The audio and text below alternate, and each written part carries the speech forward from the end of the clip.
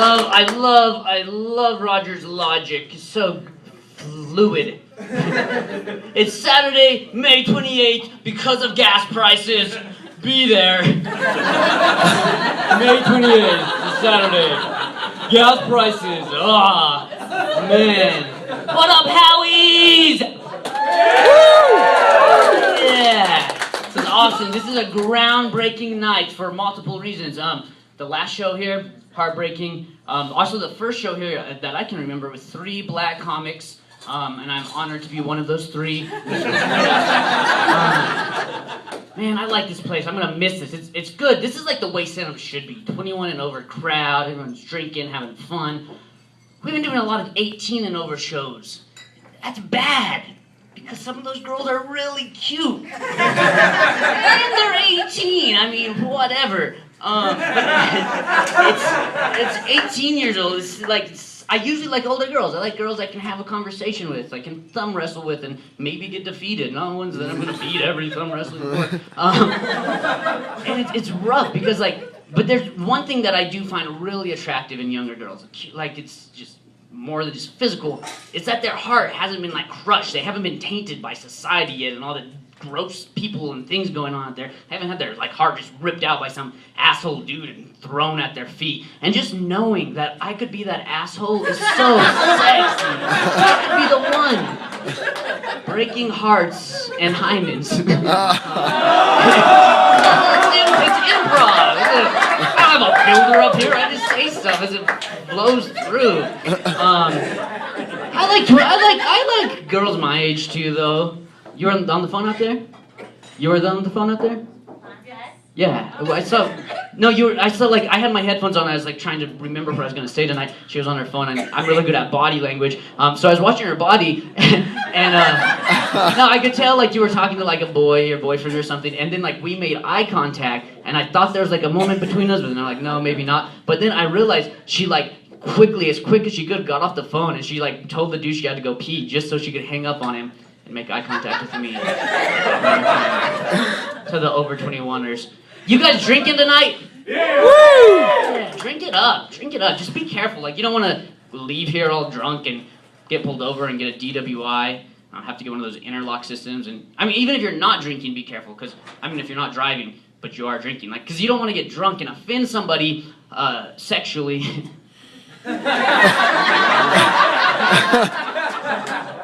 But I think sex offenders should have to get an interlock system on their underwear. Probably wouldn't work though, because they just have some other guy blow into it. Yeah, I know. Gross. Stand-up is gross. That's what I love about benefit shows though. It's so cool because I can say all this stuff, and I don't go home and be oh, I'm going to hell for all the shit I said today, because it was for a benefit show, so they cancel each other out.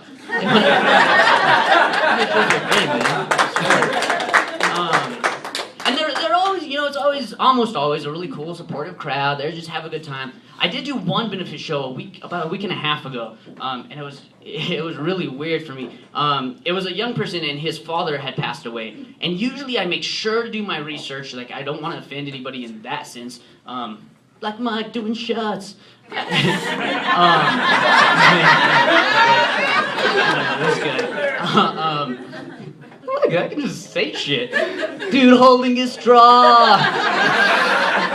More laughs than my written material. But no, I did this benefit show about a week and a half ago, and I didn't do my research, but I wanted to make sure I didn't hit any touchy subjects. So I avoid any AIDS jokes, cancer jokes, anything it could be, any reckless drive. I don't know. I avoid all of it. And as soon as I walked on stage, it's just they had this hostility against me the whole time. It was a weird show. It's they hated me the whole time. And then after the show, it was a big comedy benefit, kind of like this. After the show, I found out that his dad was actually killed by a stand-up comedian.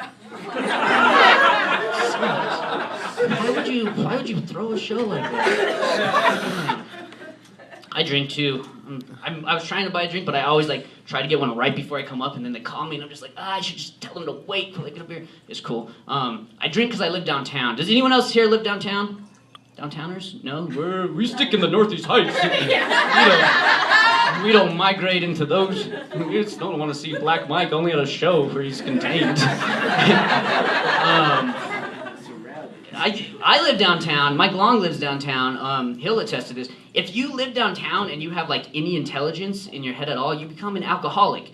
Like you do, and it's not because there's like bars and booze everywhere. It's because you have to, like, if you walk around downtown, I don't care if it's late night, when it is, you just see all those people down there that are just so stupid, and you have to like dumb yourself down to their level. So we drink so we can get to that. Otherwise, we just go crazy trying to hang out around that all the time. It's bad, man. I saw no joke, a tow truck with a lowrider on it, like on the top of it, and then also pulling a lowrider. And I'm totally serious, following it behind the tow truck was a dude in a lowrider. Like, they're like fucking ants just walking down there, and the ant in front of them dies, and they just fucking don't know what to do because they don't think for themselves. You stand there, downtown, man. Old English on their lowriders. It's weird that, like, every time I see something written in Old English, it's never in English. It's kind of weird. Weird, I think.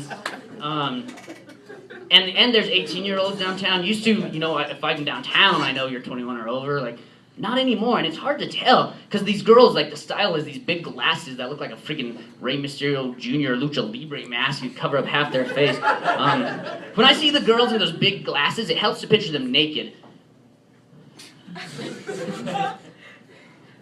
Are girls in those regular-sized glasses?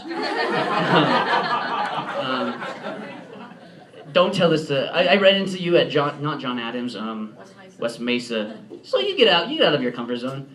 Like, you've seen people other than this color, because we're in the Heights. I'm just saying we're white. I grew up in the Heights. I'm not hating. The Northeast Heights is intense.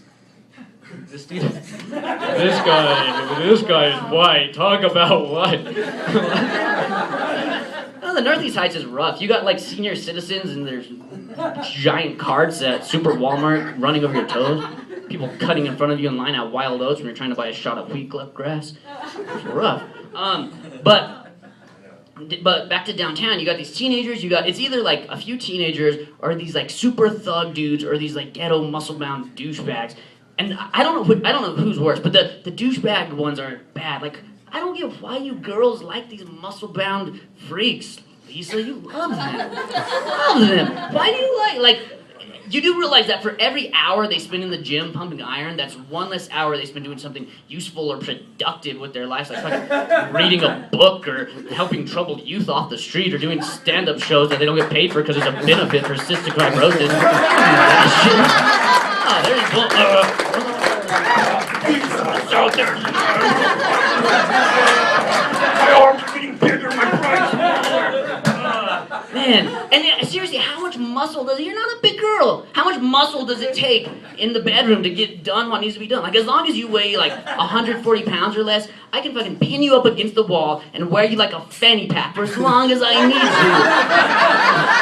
And that's why I don't date girls that weigh over 140 pounds. Like, it's nothing personal. There's some really cute, bigger girls up there. But I just feel like if I can't, like, wear you on my dick and spin you around like the gold-plated Hummers on Flava Flav's Hummer, I meant rims, then it wasn't meant to be. Like, and I understand, yeah, big girls sure want muscular guys, and you smaller girls need to step back and leave those big guys for the big girls. Like, it's the way Darwin would want it to be. And sure, like, maybe it's cool right now to like walk down the street with some affliction-wearing baby doll t-shirt dudes hanging on his arm, fucking. But how cool is it gonna be when you're 8 months pregnant and you're still horny and Schwarzenegger here decides to practice his squats on your fetus's face? Not very cool. Not very cool at all. I mean, like, evolutionary, it makes sense. Sure, like, back in the Stone Age, you'd want, like, a big, strong guy to protect you against fucking woolly mammoths or whatever. But we're not in the Stone Age anymore. We're in the technological age. Technological. You want a guy that's smart enough to be able to pronounce technological. Fuck, I got no muscles or brains. No, you want that. You want a guy that's smart enough to know, like, to buy a gun, because fucking, no matter how thick your boyfriend's pectoral is, my bullet will pierce right through it. Rock beats scissors, 9 milli beats frat boy, from here on out, that's the way it's gonna be. No, you just need to like step back for 1 second and, leave that genetic freak whose fucking left hand is bigger than his brain and get with somebody who can tell you the square root of 16. It's 4. And somebody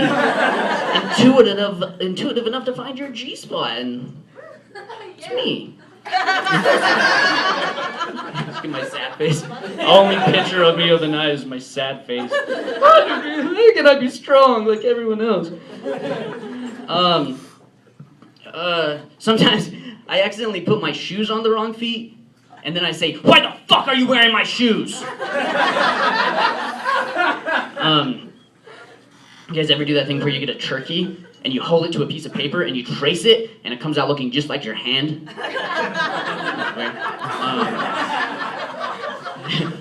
I like my women like I like my coffee, drunk. I do like women. I really like Farrah Fawcett, but I find it strangely ironic that, I do too, man. But it was weird. The same day Farrah Fawcett died, my ferret died in my faucet.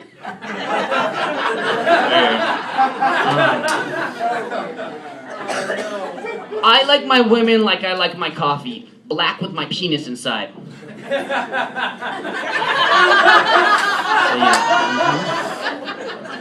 Don't hide that smile, I see it. I don't want him to see my smile.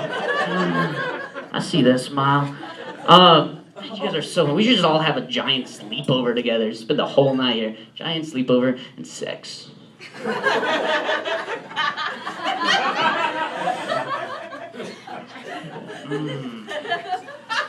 Yeah. Me, you. Tres amigos. One of my favorite sleepover pranks growing up, when my buddy would fall asleep, I would very carefully, so not to wake him, pry his eyelid open and drop a spoonful of dry ice on his pupil. It's hilarious. It's hilarious. Too soon? Speaking of blind people, I was at the bank a couple days ago, and as I was walking in, I noticed a sign on the door. It said, "No pets allowed, only seeing eye dogs." Do you really need that second part? I mean, they can't read it anyways. It wasn't in Braille, that. They could say, seeing eye dogs strictly prohibited, and that dog's going in the bank. It's gonna be on the other side of the door. It can't read. Unless it's a reading eye dog, in which case, fuck you, bank. That dog can read. Let that dog in, man. Bump him to the front of the line. That's more than 40% of most Americans, man. No more using a separate water fountain, riding in the back of the bus, using his own bathroom. Give that dog equal rights. Fuck, let that dog vote. Women can do it. Why can't the reading... They can. I Googled it before I got here. Why can't the reading eye dog? And then I'm in the bank, and one of the tellers says to the other teller, she says, "My husband is sick for the first time in 15 years. I gotta get home and take care of him." 15 years he hasn't been sick. And the teller responds, she's like, "Oh, maybe it's allergies." And the second teller, she's like, "No, I think he slept on his neck wrong." What? You haven't been sick in 15 years and you sleep in your neck wrong and all of a sudden, bam, the streak's over? Our God is cruel, man. We have a cruel God. First the fucking tsunami in Japan, and then the healthiest man in America sleeps on his neck wrong. I look over and even the reading eye dog next to me is rolling his eyes at a drink. Hey, you guys are awesome. Thanks for coming out. This is a good cause. Thanks for being here. Thanks for the support. We'll see you soon. Woo!